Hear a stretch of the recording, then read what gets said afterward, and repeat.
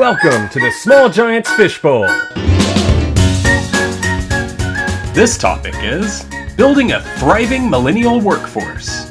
What's the secret to attracting and retaining millennial employees? Today's workforce values an employer that cares for them in the totality of their lives. It sounds simple, but what does the approach look like in practice? In this Fishbowl, Chris Stakich, CEO of Rustic Pathways, will share the six-prong framework his company uses to attract, develop, and retain a workforce of more than 200 millennials across the globe. Okay, here we go. Great to meet the Small Giant community here.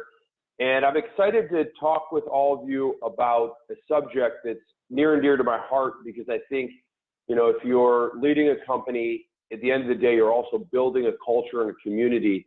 And to get things done in a efficient and pleasurable way, it's really important to think about how do you build your community? How do you support and train your staff? So as Rachel mentioned, my name is Chris Stakich. I'm the CEO of a company called Rustic Pathways. Essentially, we take high school students to remote villages in developing countries to do community work. And so if you picture a high school student on their summer break or spring break, or a teacher with a group of students, they can travel with us through Costa Rica or Mongolia, the Fiji Islands, 19 different developing countries out there in the world. Just to give you a sense of our organization size, so you can think about how that relates to your own company. We have about 14,000 students traveling with us a year. We have 250 full-time employees that live across 20 different countries in the world. And in the summertime, we bring on 500 additional employees. So at our max size, we're dealing with about 750 people in-house, and 95% of them are millennials. And you can find countless article after article about millennials and managing millennials and who this group of people are. And no matter what you want to say about it, they are the workforce that's growing up through the ranks of all of our companies. And, without sounding full of ourselves or myself as an organization, I feel like we've really figured out a way to resonate with the group of millennials and build a community that stays here for a long time. And I think the mark of that, the statistic is, we do get a lot of millennials coming out of top 15 ranked colleges in the country. And some of those are still here 5, 9, 10 years later. And I think that's sort of remarkable with what we see. So a question out there to just sort of start off the conversation, maybe Rachel and Hafsa, you can help me with the comment section. I'm just curious, do people have millennials working for them currently? And are there any type of approaches that people have to create a more long-term employment at their company? I see a couple of fingers pointing, so Michael, I see that. If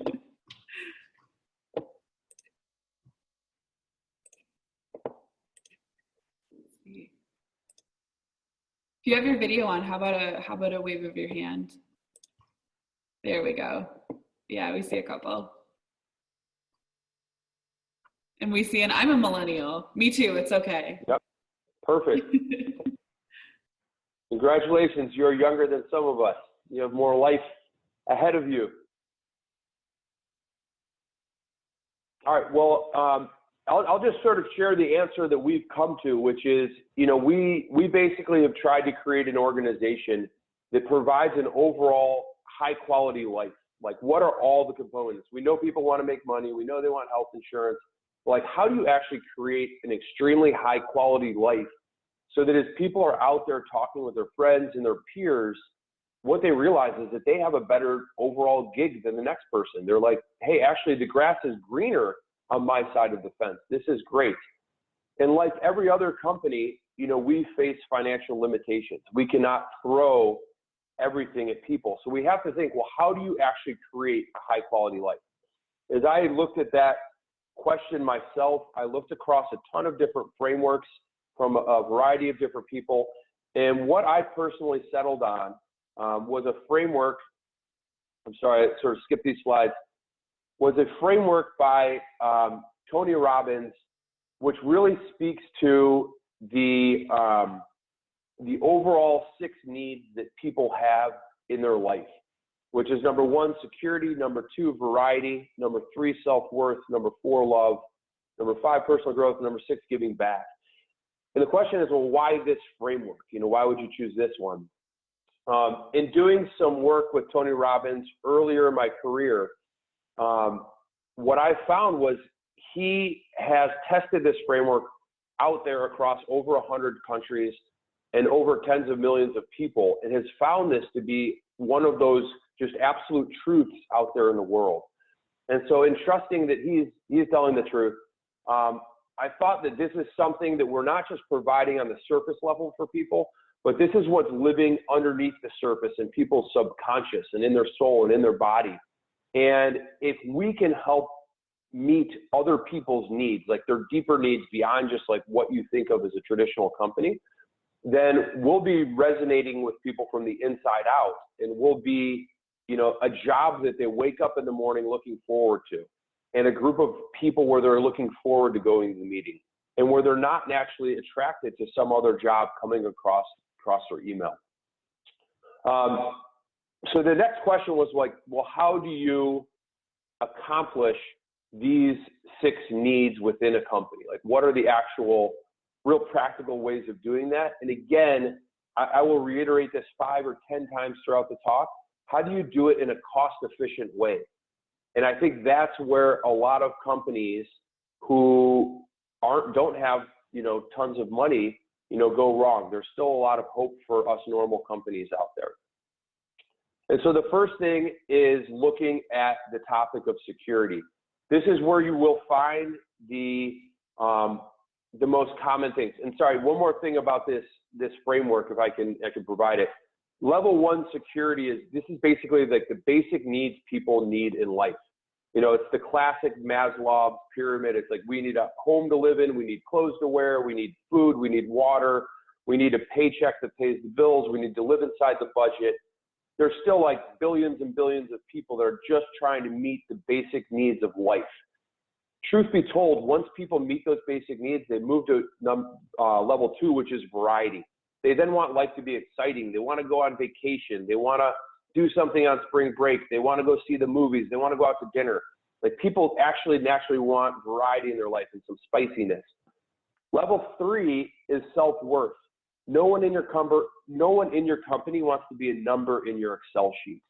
People don't want to be just some type of barcode.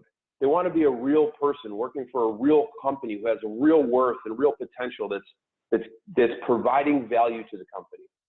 The 4th is love. And I sort of joke about love in the workplace. Got to be careful about it. What this really talks to is human connection.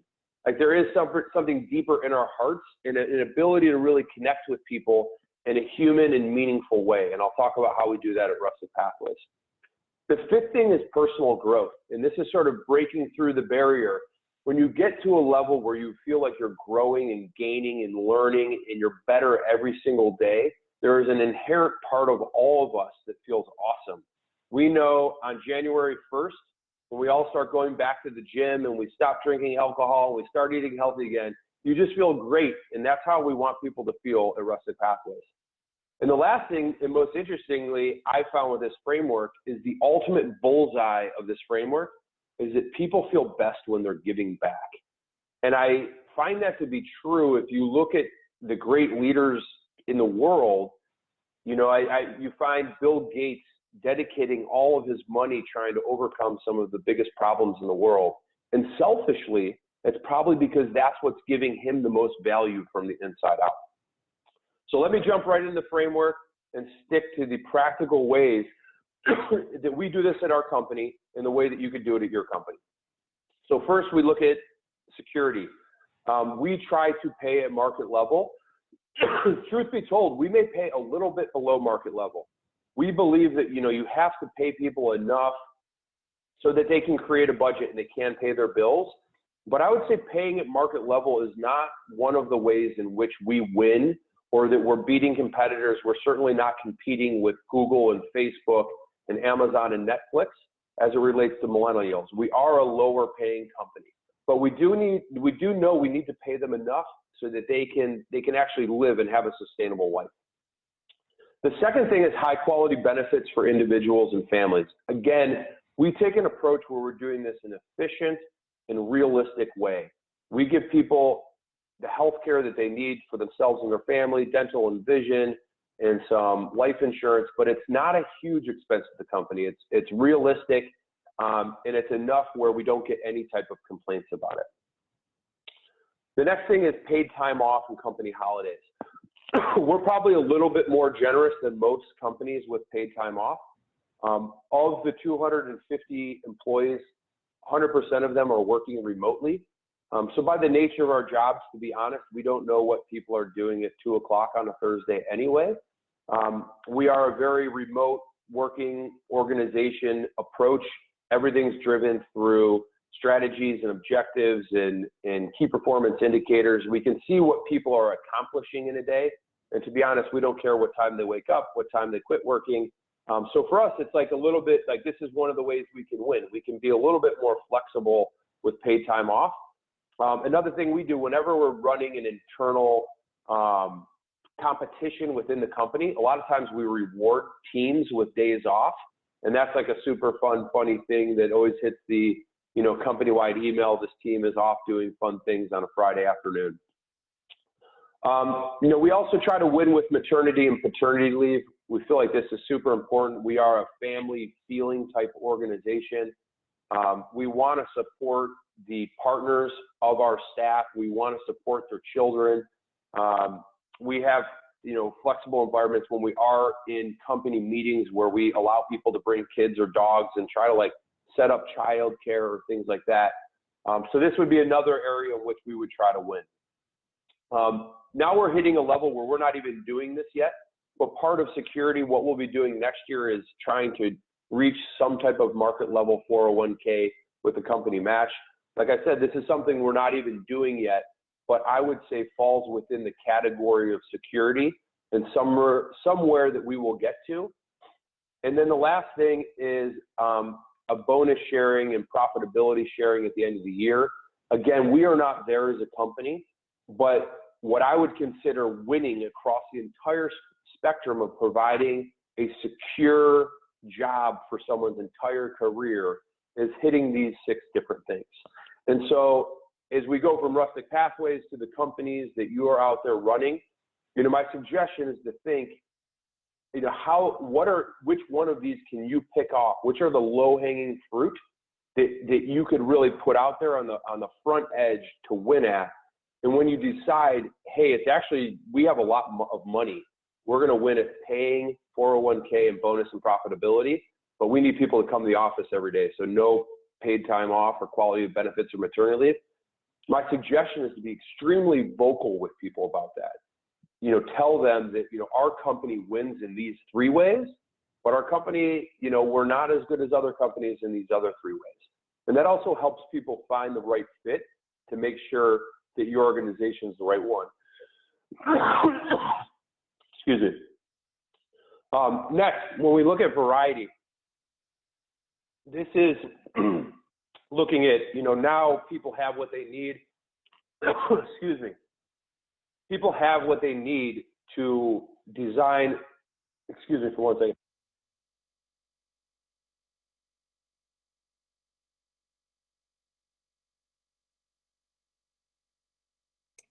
Hey, Chris, I think you might be muted there. There we go. Got it. I was trying not to cough at everybody. People have what they need to design a sustainable life for themselves and their family. They feel good. They feel secure. They feel like this is the starting line for this very successful career they can have.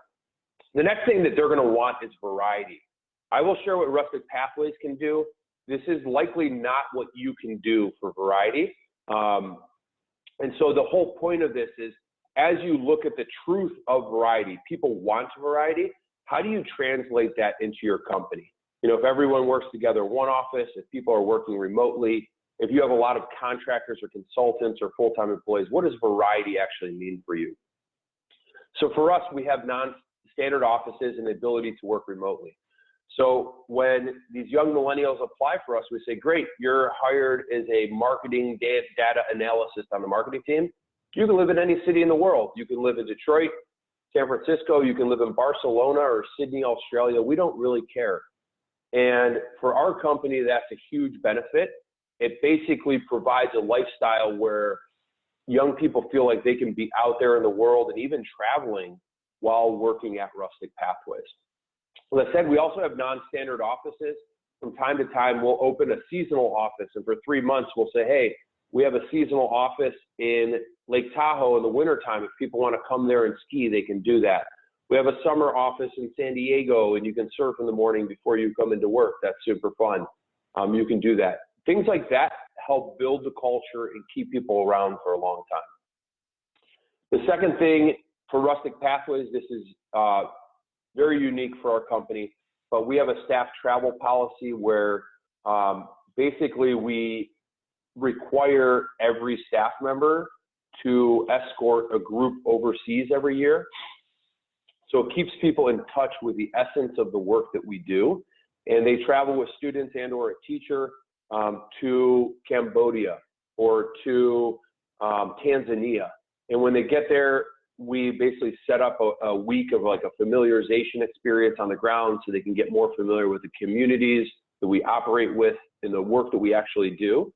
But that staff travel policy is very helpful. People look forward to it every year. The next thing is our department, division, and company get-togethers. And so because we do not have a headquarters as a company, we do have a budget to allow teams to get together and every other year to get the whole company together. And so with these team get-togethers, you know, the big thing I encourage with the managers is like pick a very fun spot. You know, take them to Miami, take them to, you know, some cabin on a lake. Like do something cool and fun with people so that there's the work environment, but also there's the playtime. It works for our company. What we typically do is rent sort of like a giant communal living space.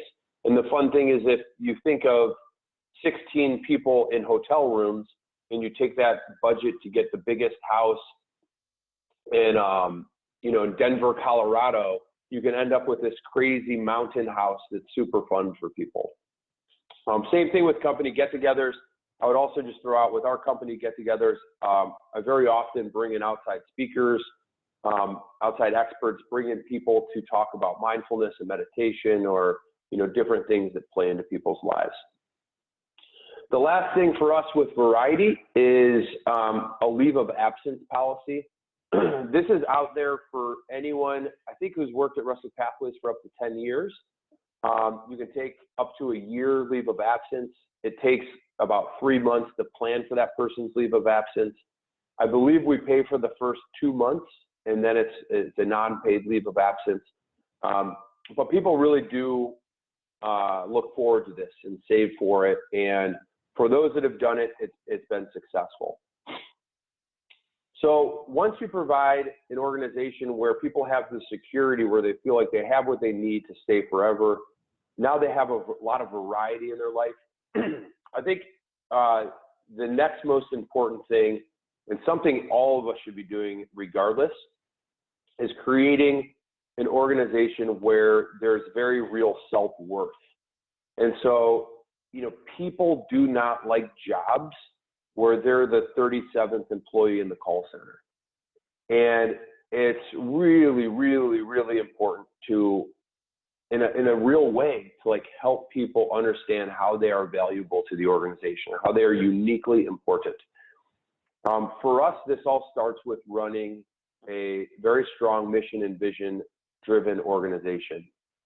So our vision is to create a world where travel is an essential part of every education, because we believe that getting students out there in the world, living with people that speak different languages and practice different religions and listen to different music and eat different foods, it figuratively blows their minds and helps students think about how different their life is compared to all these other people living in communities around the world. Really challenges the perceptions on how the world works. Second thing that we do as a company is create a world where travel is a model of sustainable development. And so we have a lot of people that work in international development, managing our work on the ground and And we raised like hundreds of thousands of dollars for the communities overseas. So it's super important for us to help every employee at the organization connect to that vision. Like, what do they do on a daily basis that actually connects to that mission and vision in a very real way? Number two is sharing the accomplishments of that mission and that vision on a regular basis. That basically plays into point two, is you could name any employee, whether people work in customer service or marketing or sales or product delivery, or they work on the finance team. I can sit down and have a one-on-one with them and talk about how their role on a day-to-day basis plays into accomplishing what we did in a given year.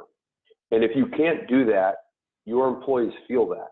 And so I really encourage you to think about every employee in your organization. Ask yourself, are they fired up by this? Are they really excited about the work we do as a company? Do they know how they, as an individual, contribute to the accomplishments of the company? The last one I'll put is, second to last one is providing people with the right equipment and resources. This might have been uniquely difficult for us back in the day, where some of our American staff were getting iPhones and Apple computers, and some of our Costa Rican staff had, used PCs and old Androids. And so we needed to really provide people with equipment that not only made them sure that they could do their job, but that was modern day cutting edge equipment to feel like they're on sort of a cutting edge company. The last thing is the genuine appreciation for people's good work. So at Rustic Pathways, this comes in a variety of ways. Number one is we are one of those companies where it's always like, yay, nice job. And we're sending out staff hat emails that are celebrating all kinds of work that people are doing across the company. It goes a super long way for a remote working organization where people are cranking by themselves to be noticed, company-wide for something specific that they've done. Not just good job, but we want to thank so-and-so for, staying up late last night and managing this crazy problem that we had with a parent. The second thing is that I do all company quarterly calls, and those are typically 90-minute calls where we overview our vision and our strategy and what all the departments and divisions are doing, and again, how different people's work are pushing forward all these different areas of the company. And the last thing is on Fridays, I send out something called our Friday meditation, which basically highlights the best thing that's happened in the company that year. The best thing that's happened in the company that day. The second thing is what I call the life-changing ingredient, and it's something that I've absorbed that week through a podcast or reading an article or reading a book or something that really did change me, making me think differently about the world. And then the third part is something to marinate on, which is, a quote by some type of philosopher or whatever. But in those emails that go out to the whole company, it always highlights different employees and the type of stuff that they're doing. And so it's very important for us, but with people working so remotely, we're able to uniquely pull people back to the center and the core of the culture one at a time by highlighting the stuff that they're doing. The next thing is love. Want to make everyone feel like they're loved. And for us, this happens in a variety of ways. Love really points to creating deep connections.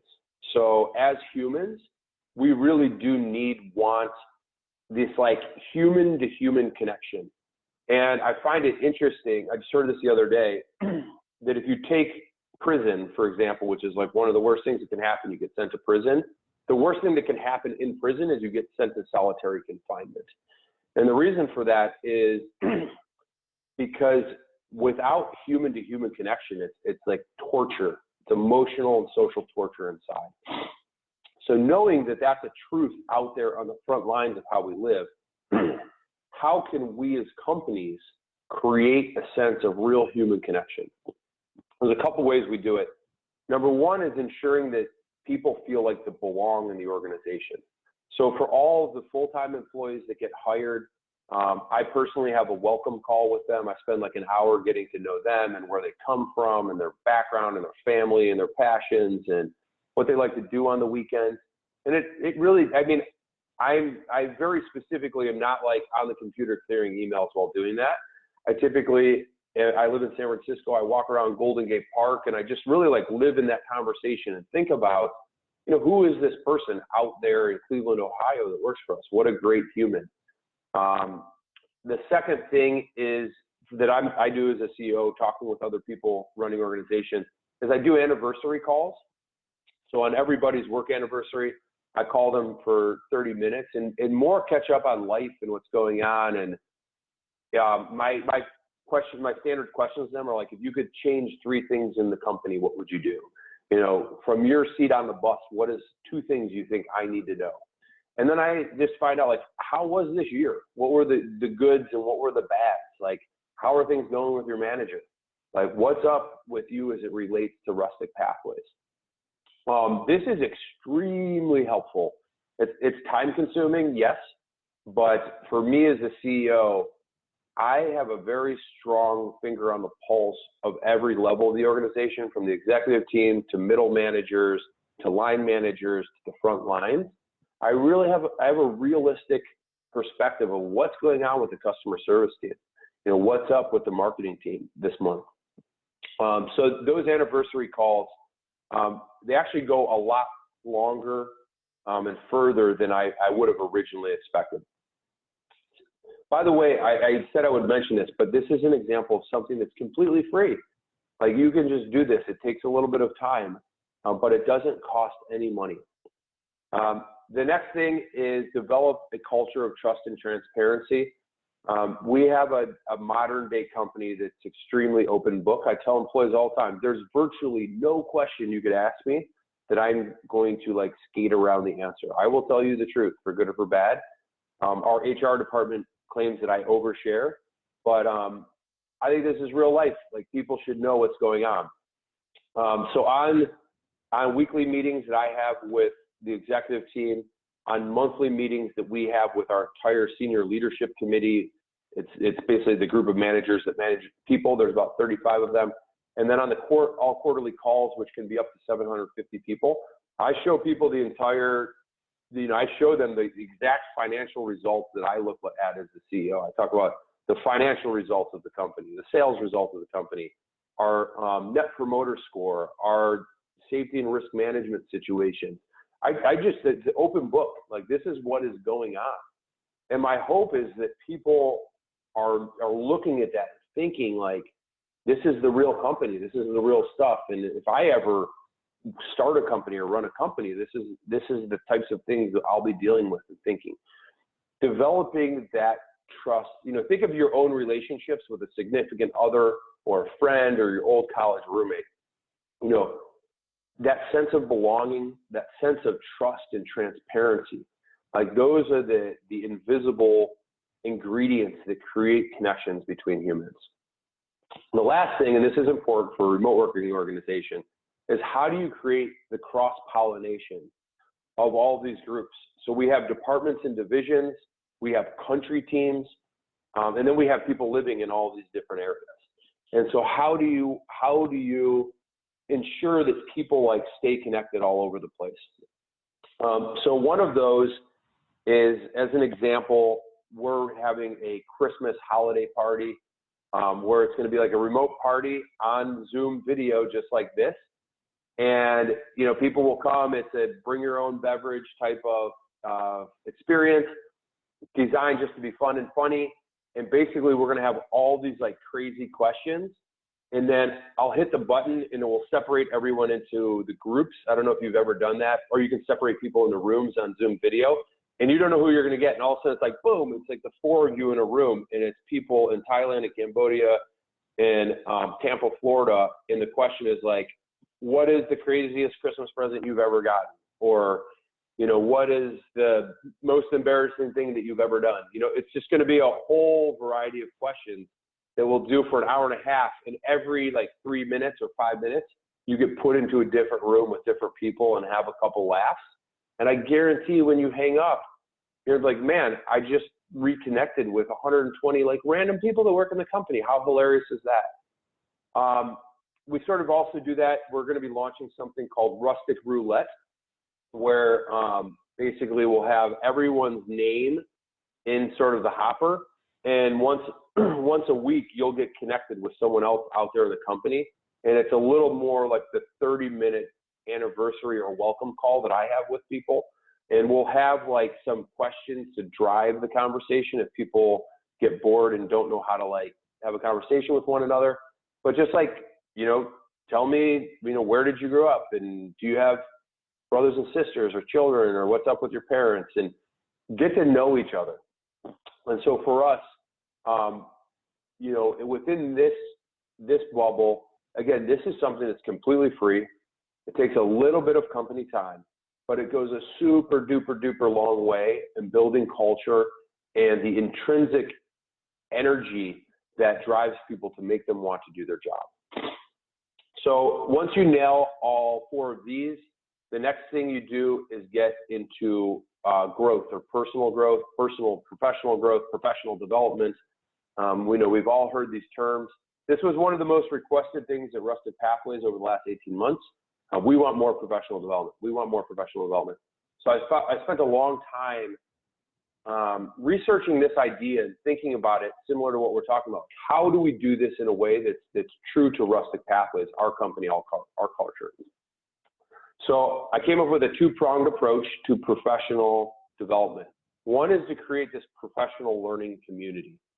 And so as I thought of professional development, what came to me is, look, I know people need to be better at their jobs, and we can certainly provide competency building for people's jobs, and I'll get into that in point 2.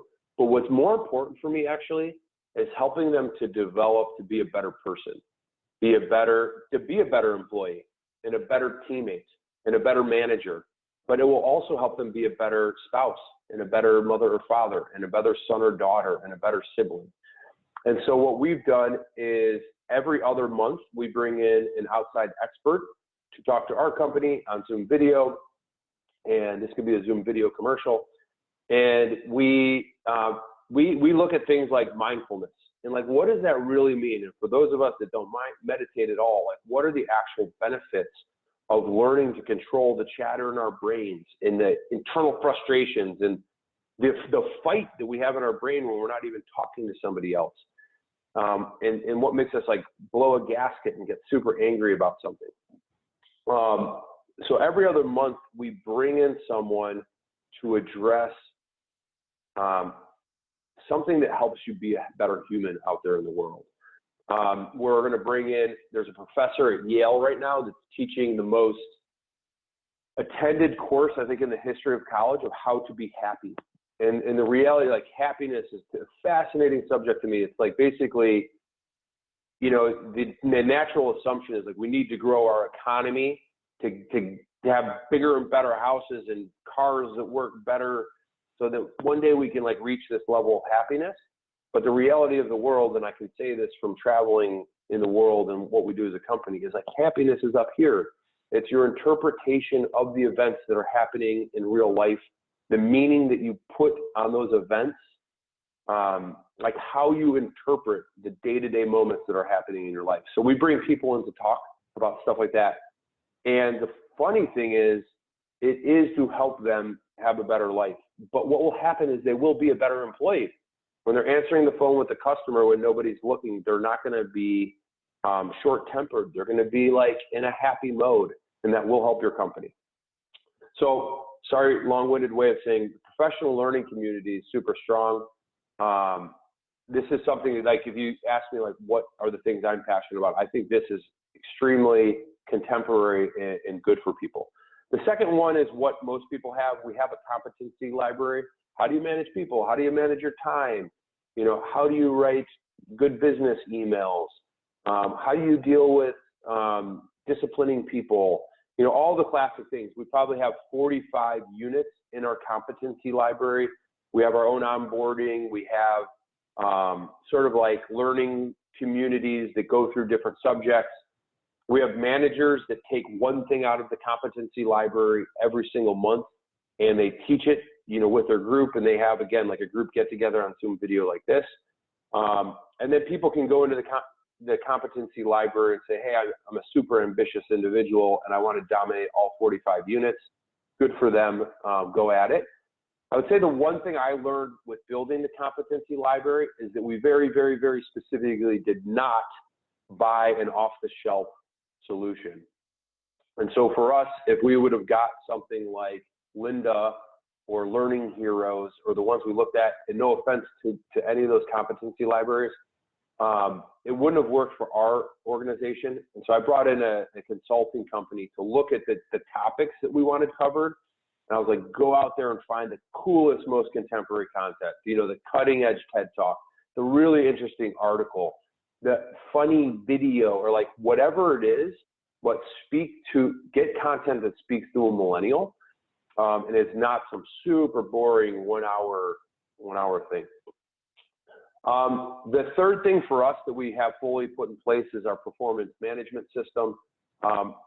My opinion on this one is you do need some type of performance management cycle. I like to keep it lean and mean. And so at the beginning of the year, people understand their objectives and we have a conversation, do you have everything you need to accomplish those? Everyone has weekly meetings with their people, checking in on progress towards goal.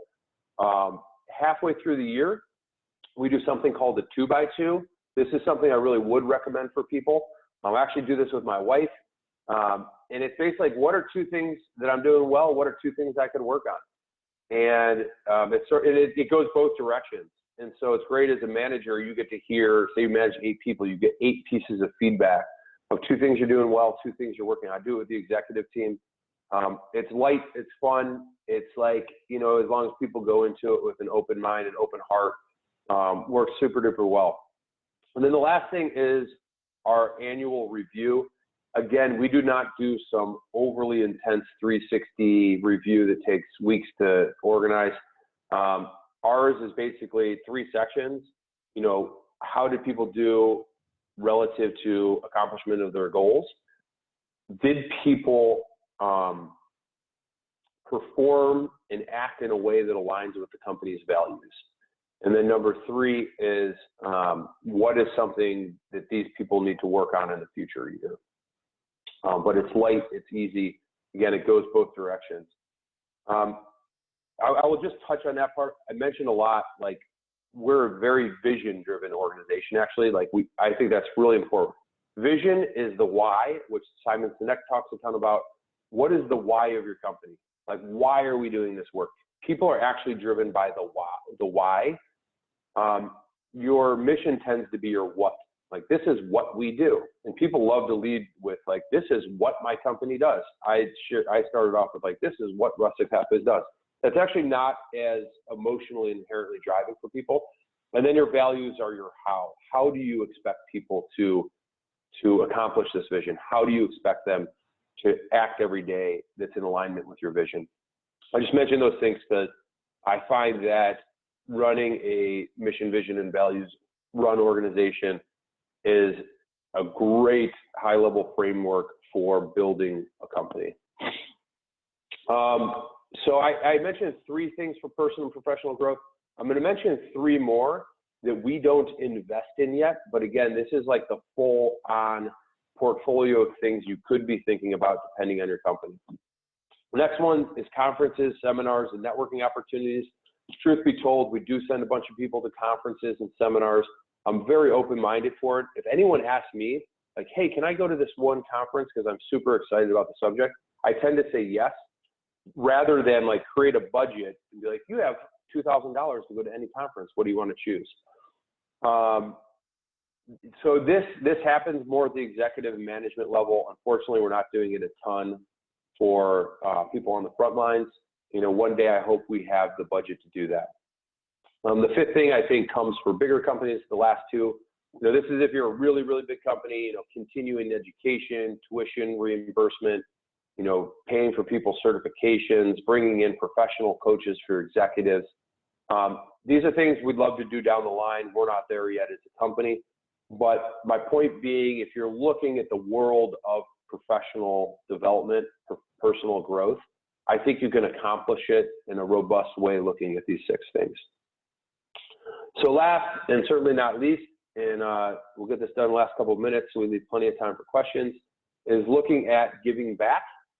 So this is, as I mentioned, this is actually the bullseye. Interestingly enough, and I've read a lot about this, we feel the best about ourselves. Like, we're the most excited when we're in an environment where someone else is telling us, like, thank you so much for what you did, or like, Dad, I love you so much, or, you know, someone's like, you know, we're giving the award to this person for doing this thing.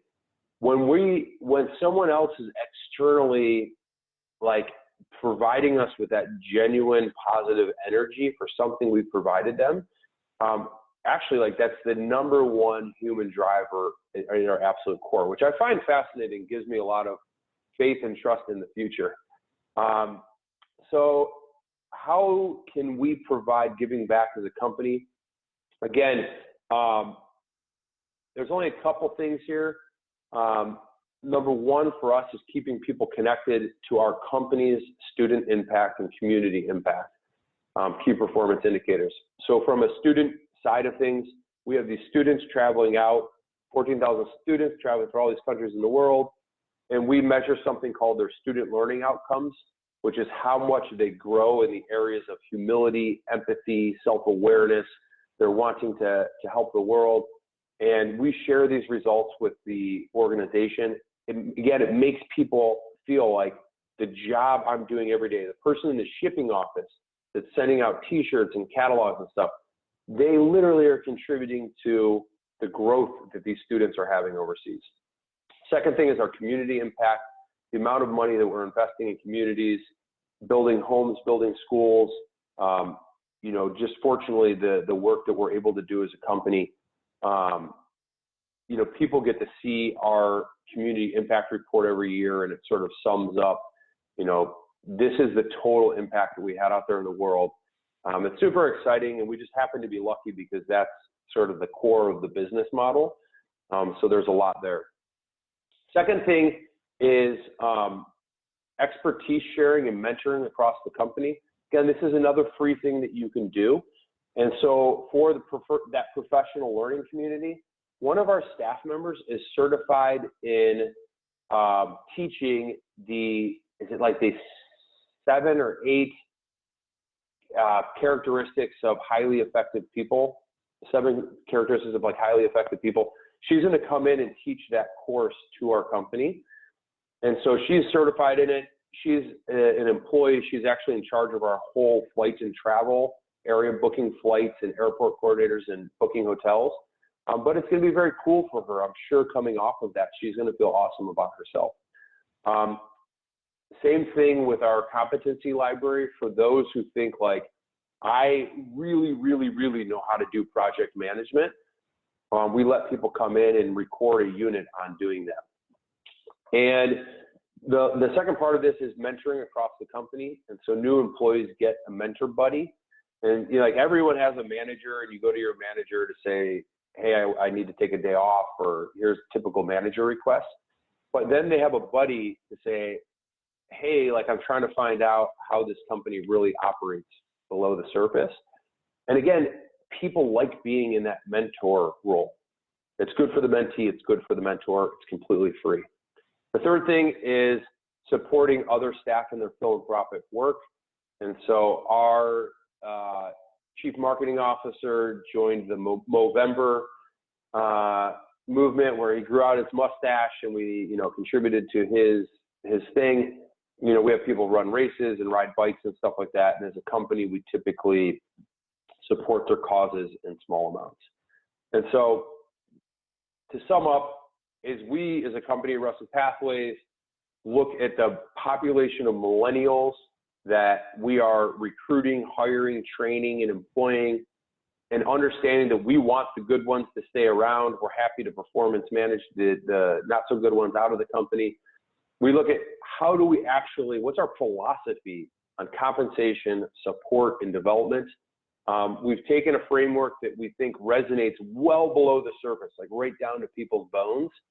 And it's basically hitting these 6 core human needs that we can hit in a unique way as Rustic Pathways and almost like deliver these benefits subconsciously. Like they're feeling it and living it rather than seeing it pop into their bank account every month.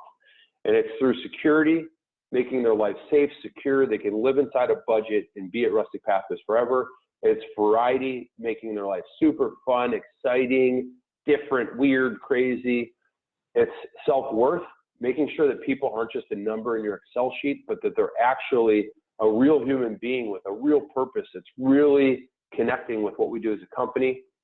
There's love in creating connections, helping build that culture, helping people connect on a real human value.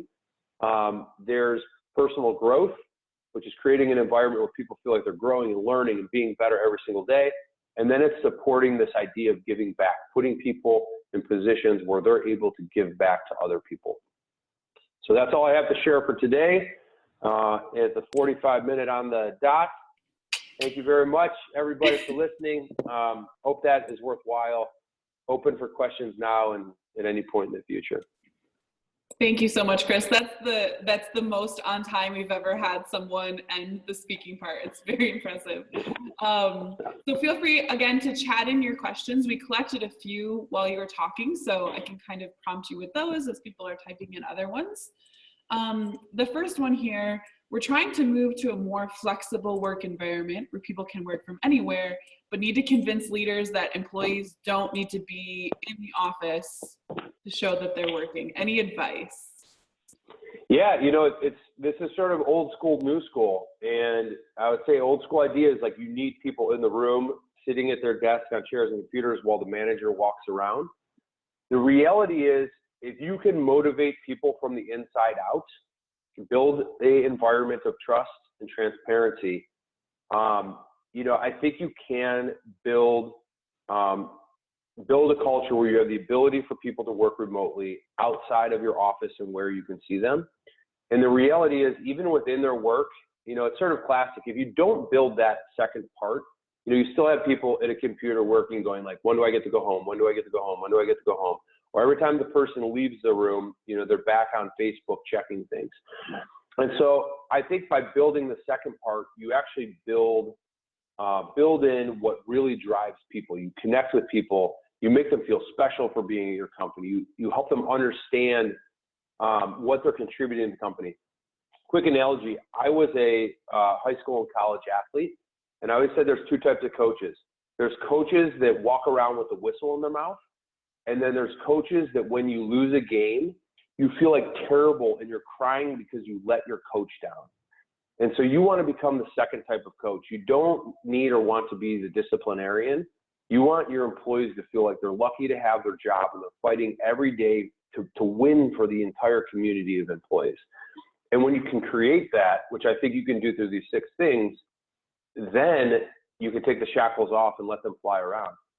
The second thing that's also very, very practical to this, though, is we basically, and I can take this offline at some point and show you sort of the waterfall planning documents, but we have, you know, our mission, our vision, our values, and then we have sort of our where to play, how to win strategy, and then we have our company goals for the year, and then it goes down to department and division objectives. And when you click into that, it goes into like your team plan. And the managers run it a little differently, but pretty parallel. And so the way things are run is that Rachel and Hamza and I like each have something to do, and it's due Wednesday end of day because Thursday morning it's all coming together with a meeting. And at the end of the day, if you can run a team with like tight deliverables and deadlines, then you can tell if people aren't doing their work. And if they can do their work super fast, good for them. And then we also have sort of per hour employees that are on the phone or emails answering generalized questions. And you can, you know, through modern day software, you can see like who's answering the most phone calls and who's on the phone the most and who has high email volumes. So you can track that stuff remotely. I would say traditional managers, this is a fear they have, and it is a new skill set to learn. But I've found that there's more benefits than downsides. I think the actual downsides of working remotely is that you don't get to create that like person-to-person camaraderie in the room. Awesome, thank you. Another one here, do you pay for maternity and paternity leaves? We do, and I would say we're more flexible on the time off than we are generous with the pay. And so the pay is like sort of like the standard pay. I want to say you get like 2 months off paid, and then you can take, and then it's like 2 months off paid. We sort of encourage 6 months is good if you want to do it. If you want to do longer, we're super open-minded.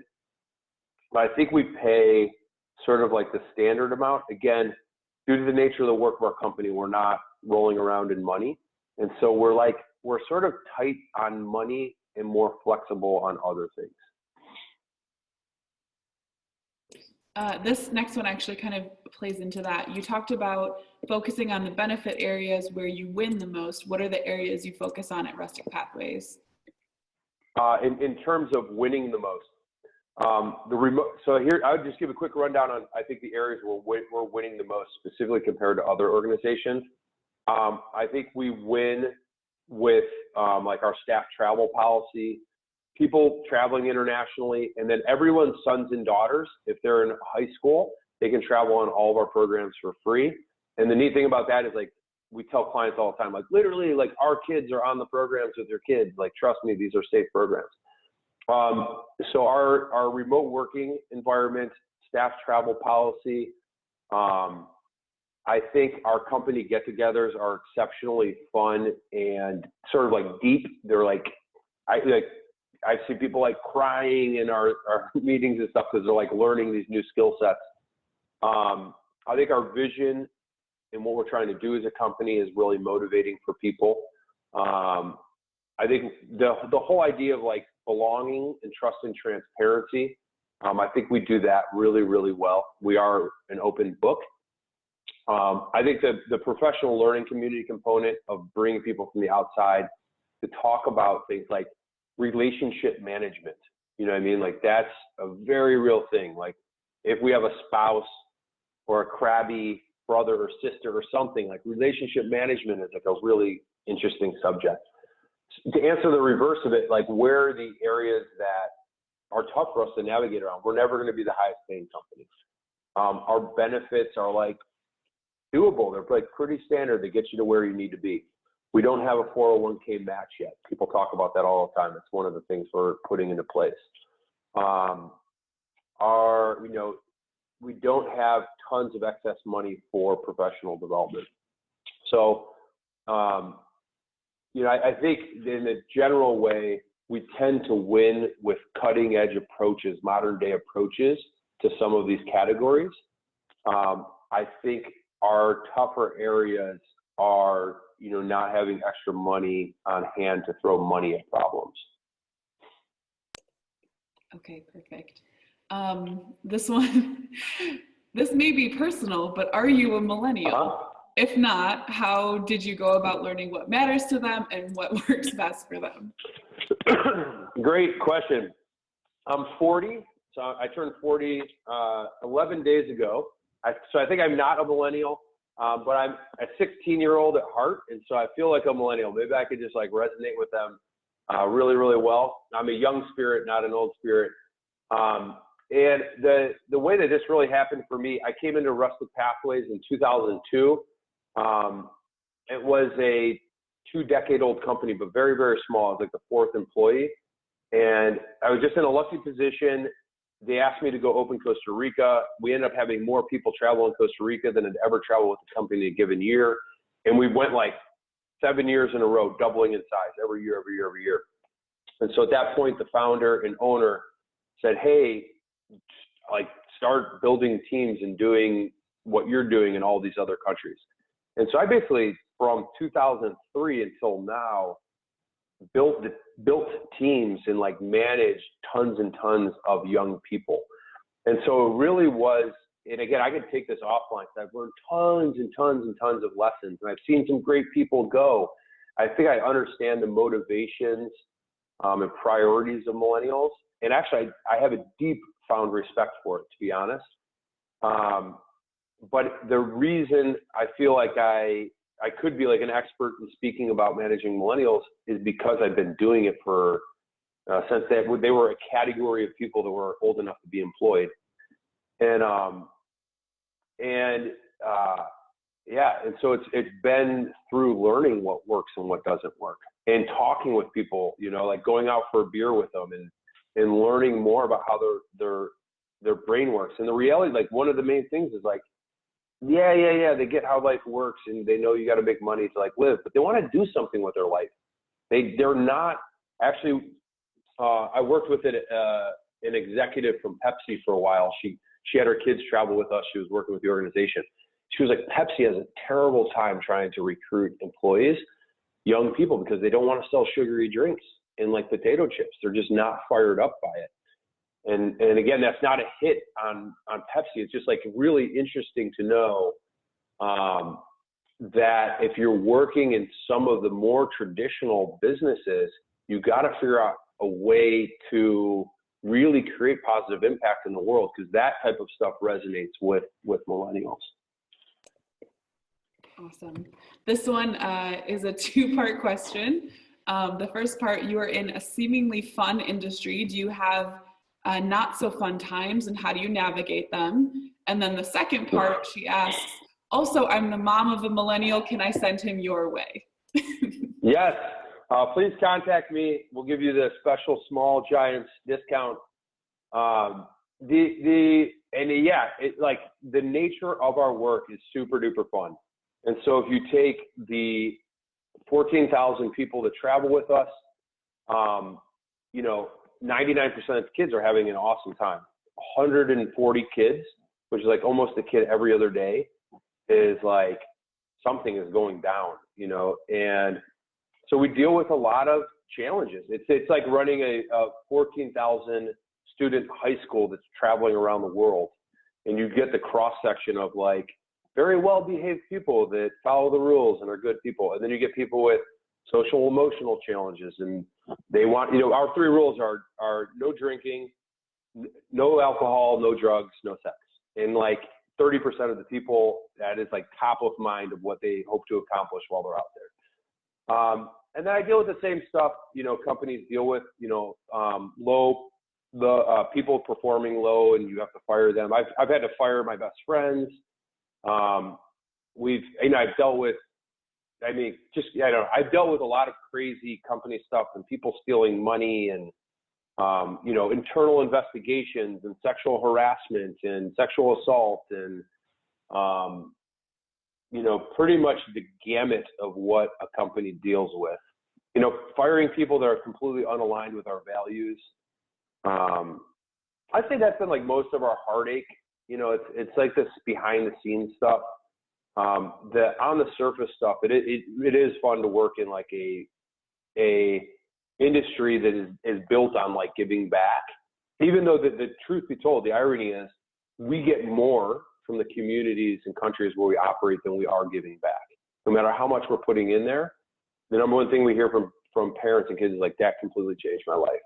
And so that's just it is a good feeling, a good environment to work in. Awesome, thank you. I think we'll wrap there. We're pretty close to 2, and we always like to have time. Thank you so much, Chris.